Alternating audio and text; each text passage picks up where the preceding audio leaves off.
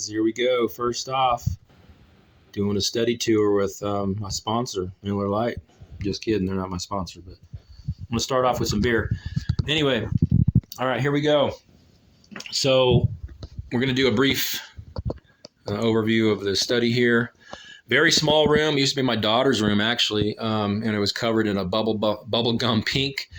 And I went ahead and colored it. As you can see, the green coloring on the walls, more of an olive green, which is what I wanted for my study. I think studies look good in green. So first thing off here, we're going to do some basic stuff here first. This couch is just a little love seat that we found in the thrift store. One of the thrift stores in town, very cheap. I think it was like $50 or something.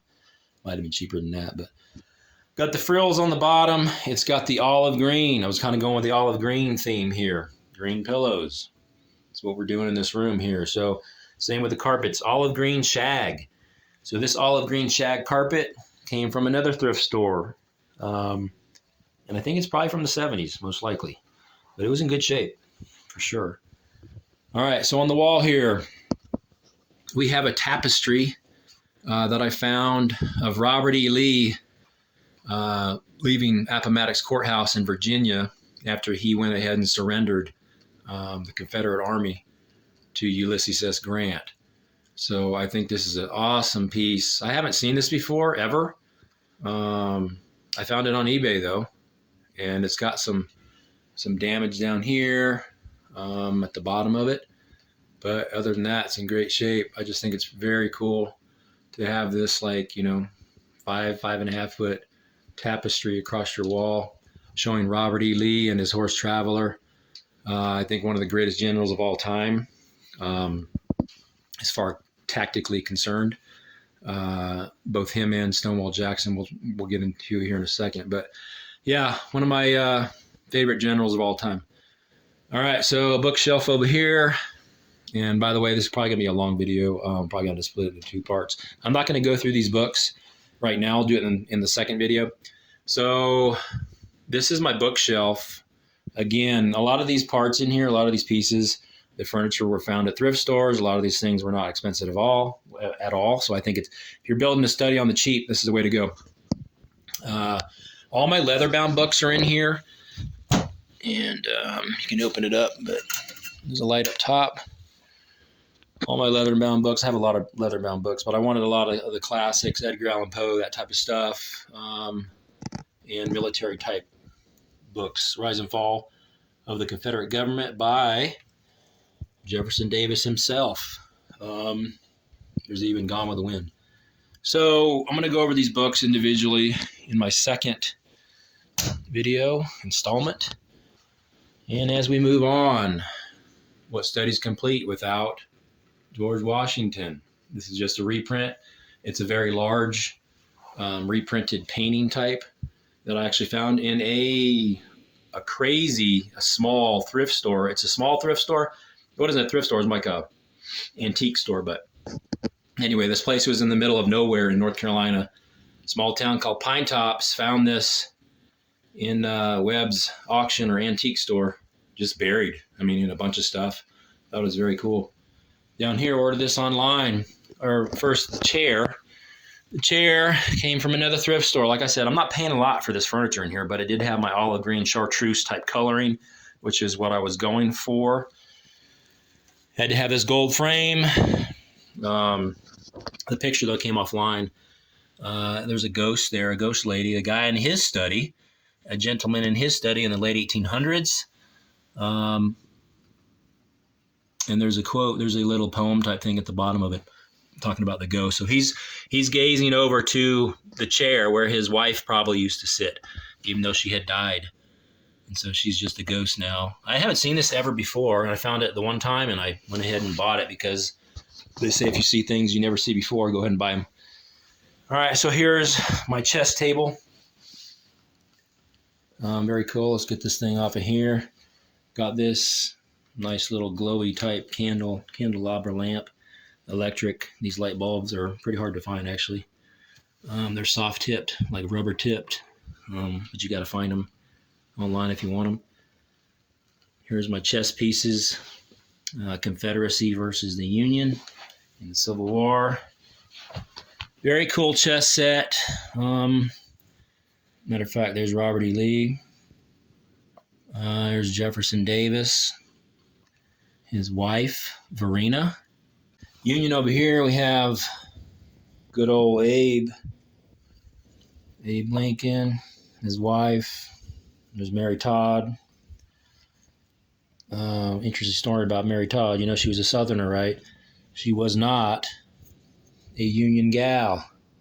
So essentially, she did have some Southern sympathies at the time of the Civil War because her family was from the South and Lincoln was not. So I do have in the middle of here Cowboys and Indians magazine. You know, the new movie there, Django. Very cool movie. If you haven't seen it, I think it's an awesome movie. I think it's very funny. Brings up some racial stuff in there, but I think it's a very cool movie. This here, get this off of here. This is my chair. Again, went with the green theme. Found this chair online on a Facebook marketplace. It's a leather chair with the studs up front on here, the beads. Very good shape. But I bought two of these chairs for only $75 online. Ended up selling the other chair. Actually, gave it away because nobody wanted to buy it for $20. That's how cheap this town can be. But we got to move on, right? This table here, before I get onto the other wall, this table is very cool. Table again, thrift store find, go figure. I think I paid $20 for this thing. On here, there's some important pieces to me. There's a book under there. Got some photos in it, or actually, was it Ives? Can't remember the last name. I have to get into it when I get into my book collection. But a bunch of the prints in there that he did in the 1800s. And also, I made this stand here for the USS Constitution. That is a very cool sailing ship. I believe it was commissioned in, I think it was 1790. Somewhere around there, but it's actually still afloat, I believe, in Massachusetts. So it's one of the few remaining ships that's still afloat. Found this in, guess what? The Goodwill, local Goodwill. Found it up on a shelf, and I was like, oh my gosh, got to pick that up for $10. Eagle on the back of it. So that's very cool. Also, this is an Avon piece. It's got some aftershave in it. Flintlock pistol kind of goes with the pirate theme with say pirate theme, but it goes with the Constitution. Kind of cool. Got that from my uncle from his property. Thought that was pretty cool. Let's get on to this wall here. Like I said, this could be a lengthy video, but we're going to go through it and then we'll get into the book separately. This is my active duty Coast Guard officer whites, my dress whites that I framed from a frame from Hobby Lobby. I bought that. You're going to hear Hobby Lobby. If your wife is listening to this video, she's going to love that. I just said Hobby Lobby in the same video, same sentence. All right, so I wanted to frame a couple of uniforms in here, which I did. I'll get to the other one here shortly. So that's my Coast Guard whites, my lieutenant bars at the top, boat forces insignia, all my ribbons, and then coxswain insignia for boat driving. Drove a small boat in North Carolina. This is a print my parents actually made for me when I came back from OCS. Officer candidate, U.S. Coast Guard Cutter Eagle, 19 March 2005 to 2 April 2005.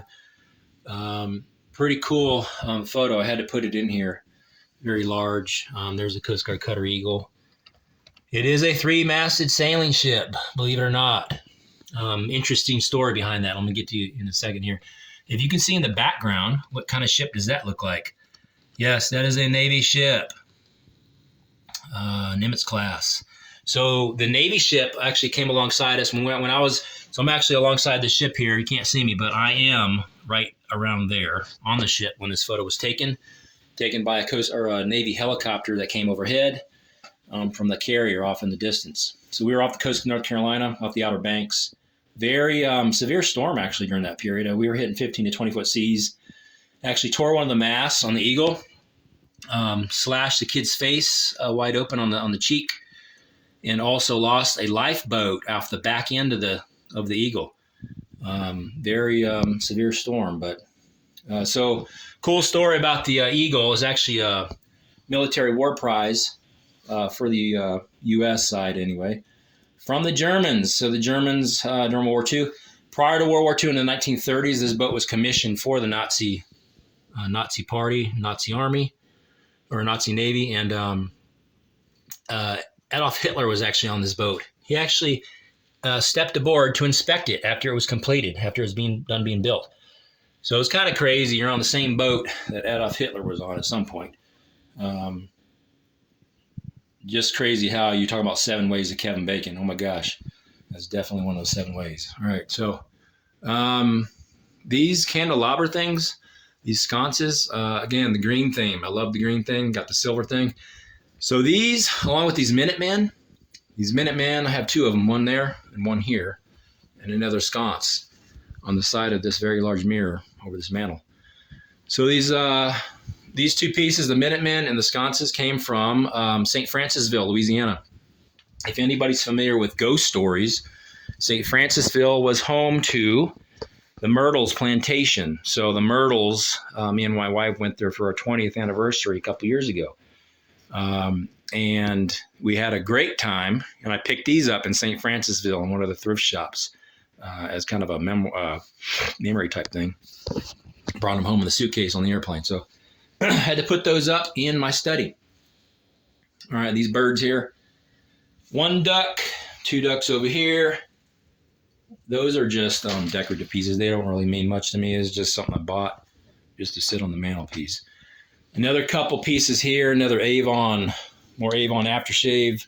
There's an old sailor on a pipe. This stuff smells pretty good, actually. I'll probably be using some of this, even though my wife's going to be like, what is that? She hates the smell of brute. I like it. It's kind of like that. The fireplace mantle itself came from an antique shop, and I just bricked it out with some paper brick on there. So if you're looking to make a study, paper works fine.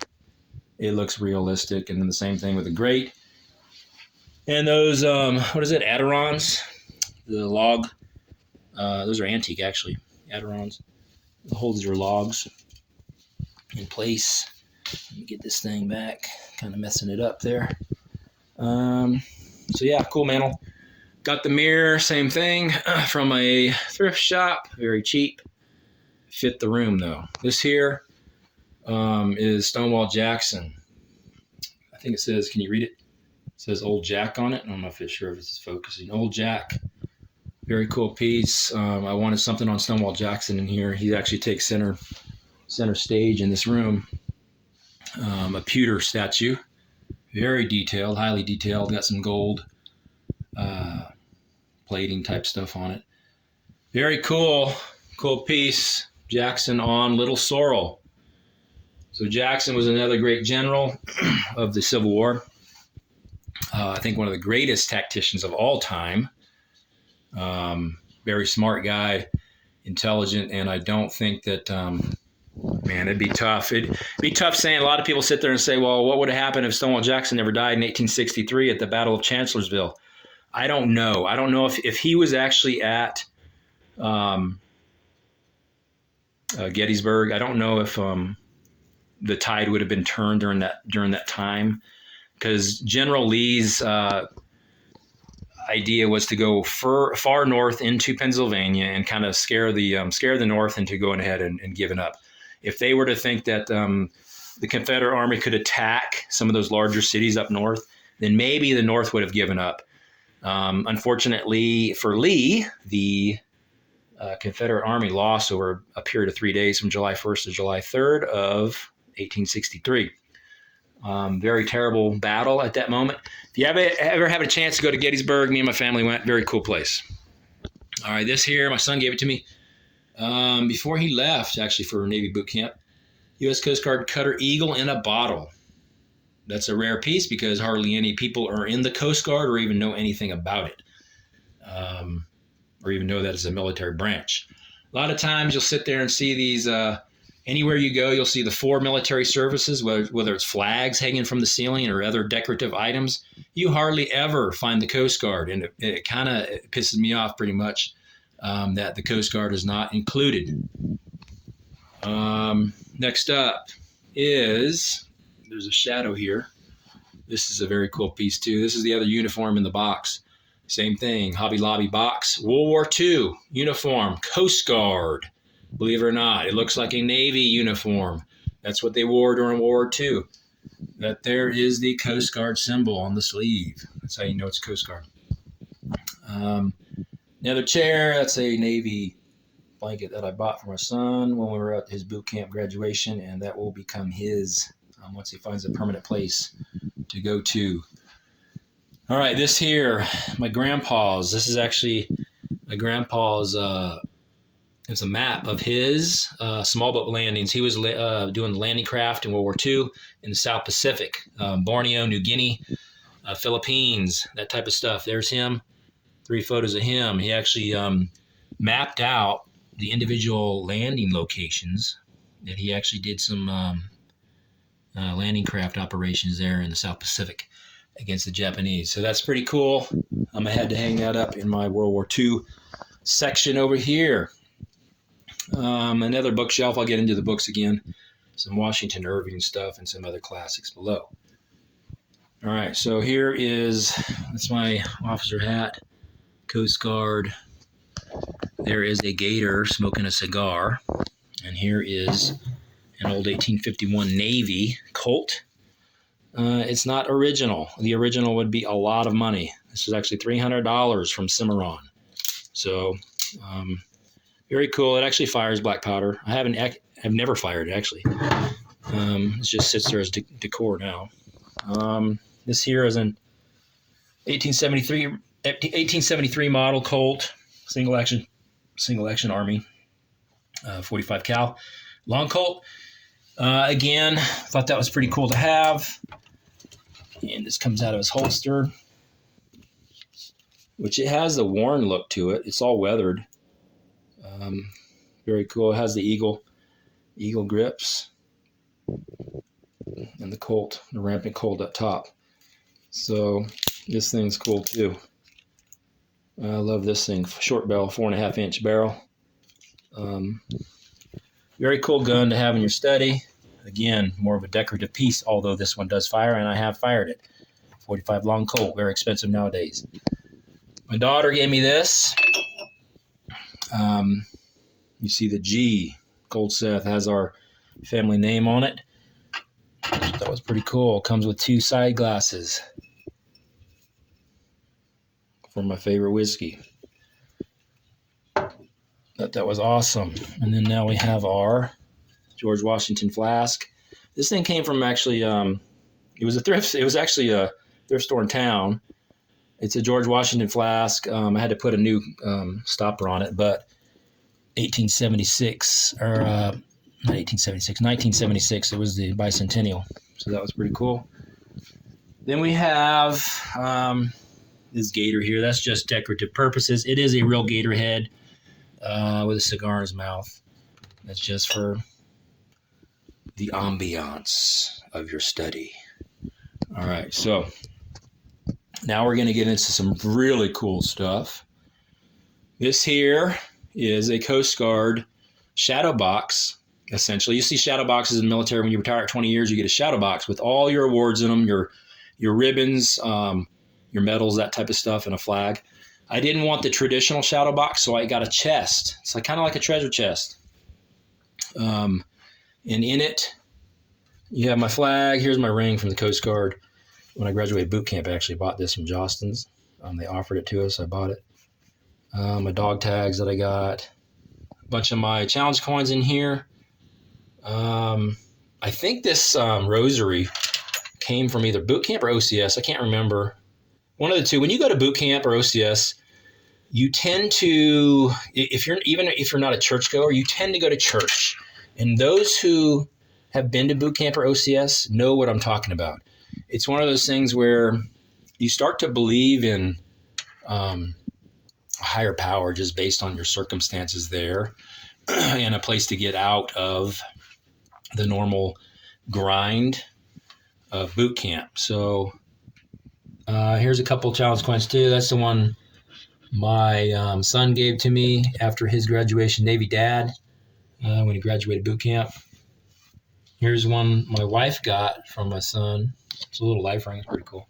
This here pays homage to all the sailors out there, whether it's Coast Guard, Navy, but specifically got it to honor my son and his Navy career. It's the Lone Sailor. Actually, this is awesome. It's bronze, I think. Very rare piece again to find. It's pretty expensive. If you do find it, it's going to be on the secondhand market. But this thing is actually in several locations throughout the world, actually. There's going to be one where when he goes to the USS Ford out of Norfolk, Virginia, there is one in Norfolk. There's also this one we saw at Navy boot camp location in Great Lakes, Illinois, near Chicago. So that's pretty cool. I thought that was awesome.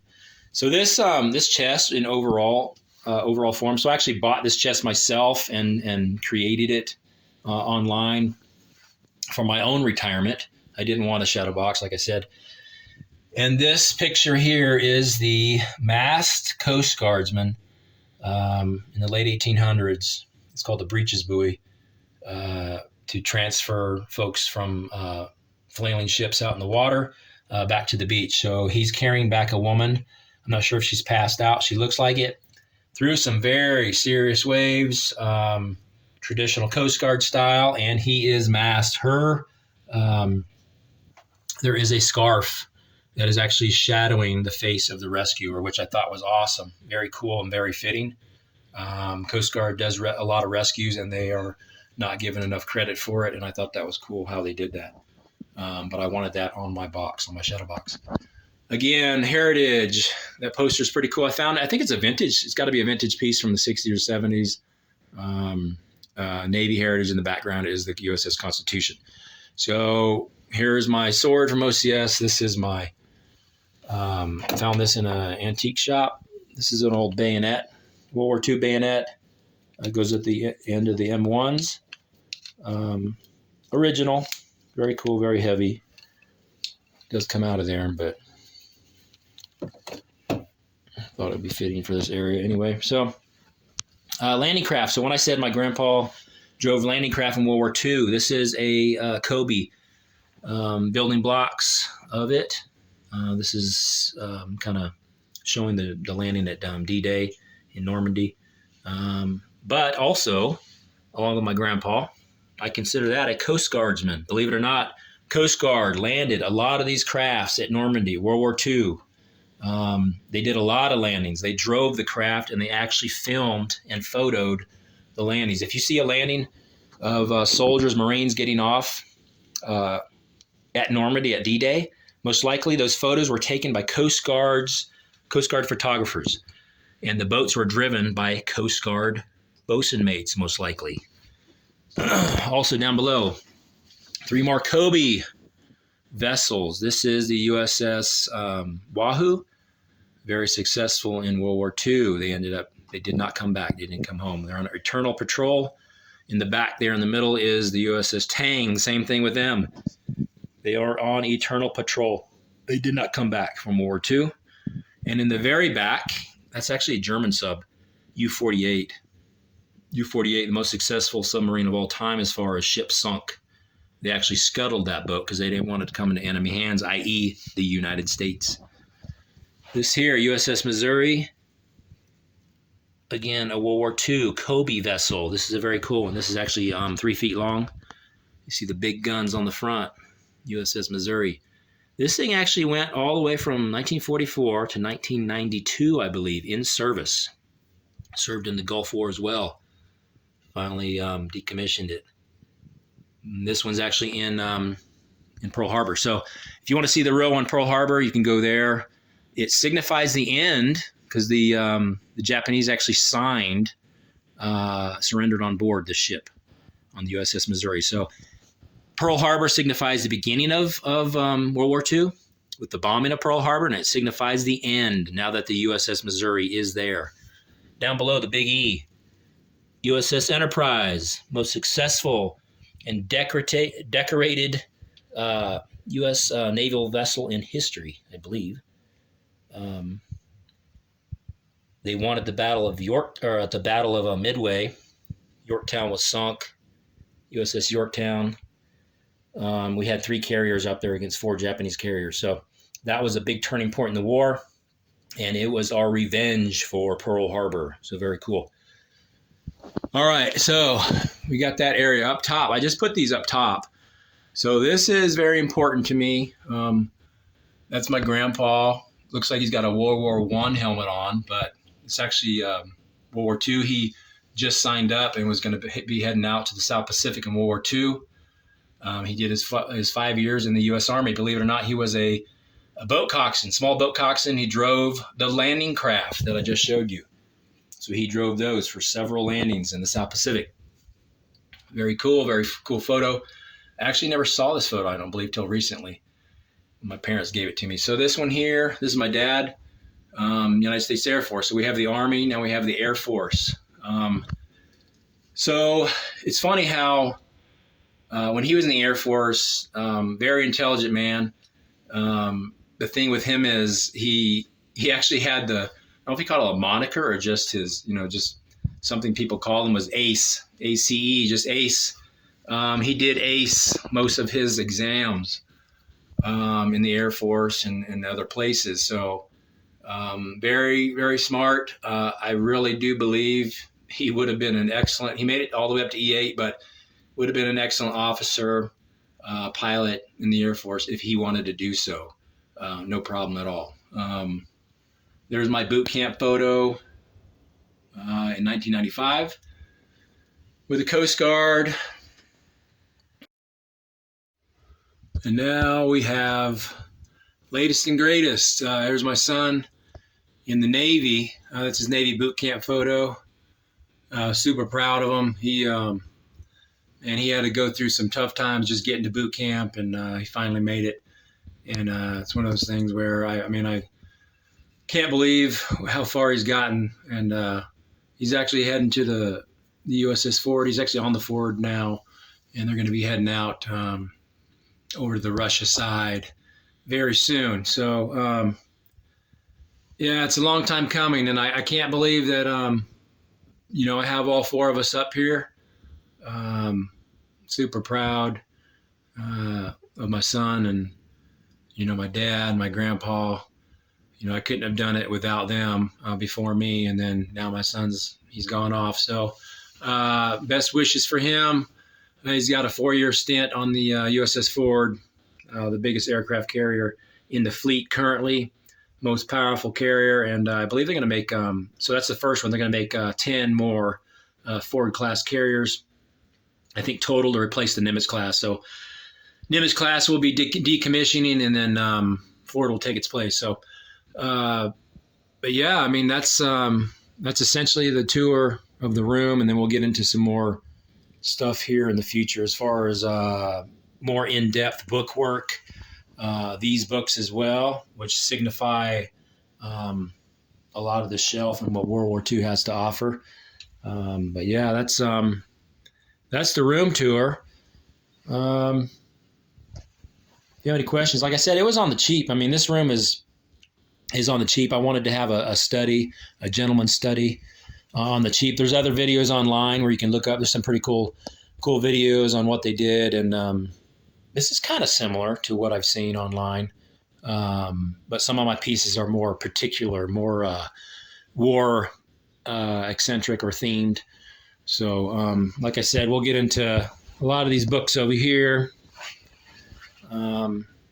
as we go along. I'm going to do an incomplete book tour of my shelves, or a shelf tour, and we'll go through all those books. Another thing that I didn't mention, I failed to mention in here, was this candle.